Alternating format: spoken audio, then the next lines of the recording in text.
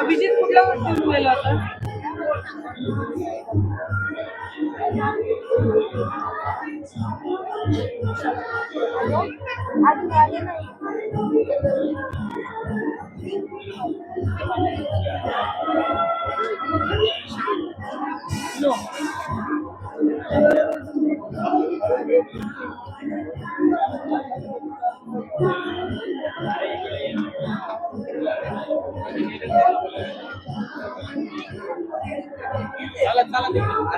जाणार इकडे येणारच नाही ते आले ना तुझ्या स्टँड घे तिकडेच बोलणार आहे. ओ सर कुठं होईल बाईक तुझ्या माझा स्टँड घे. हा सारखी काही कमी घेतली इकडे इकडनंच चाललं कुठे तिकडनं बंद आहे ना. अरे उघडले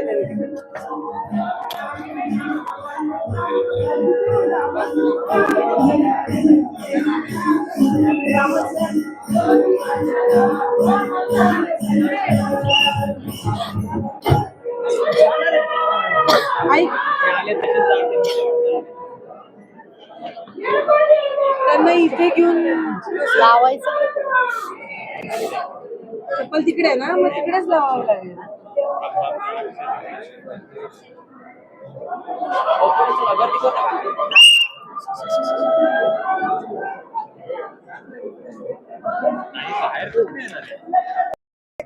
गोपीनाथ मुंडे साहेब जेव्हा होते ते दरवर्षी गणपतीमध्ये पुण्यामध्ये यायचे. पुण्यामधनं या सुंदर अशा महोत्सवाची सुरुवात झालेली आहे. पुणे आपलं सांस्कृतिक माहेरघर आहे आणि कसबा पेठच्या गणपतीचं दर्शन करूनच सगळ्या आरत्यांना मी सुरुवात करते. हा मानाचा आपला पहिला गणपती आहे पुण्याचा आणि नेहमीप्रमाणे प्रथेप्रमाणे मी आलेली आहे.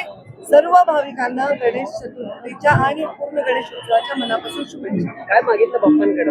बाप्पांकडे काही नाही मागितलं. सर्वांना चांगली बुद्धी दे, चांगलं आरोग्य दे आणि राज्याचं चांगलं दे. काही आरक्षणाचा विषय अखेर मार्गी लागलाय.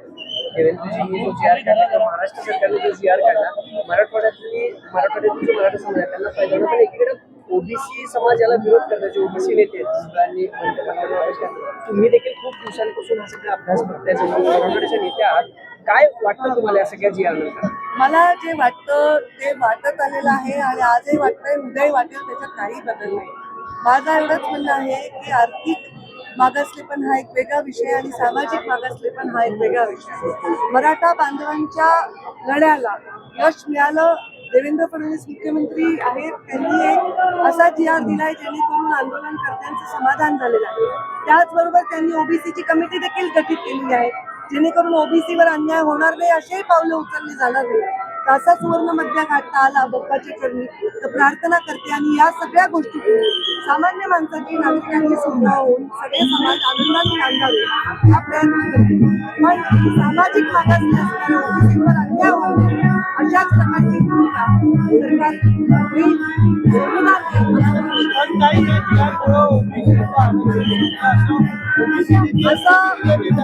असं या जी आर मध्ये जी कमिटी मराठा आरक्षणाचं कामकाज वगैरे होती त्यांना त्यांचं असं म्हणणं नाही आहे. आम्ही ते तपासून पाहू. तसं असेल तर 2 महिन्याचा वेळ आहे आम्हालाही कमिटीचा अभ्यास करायला. ओबीसीवर अन्याय होऊ देणार नाही याचा नक्कीच आमचा शब्द उघडलेला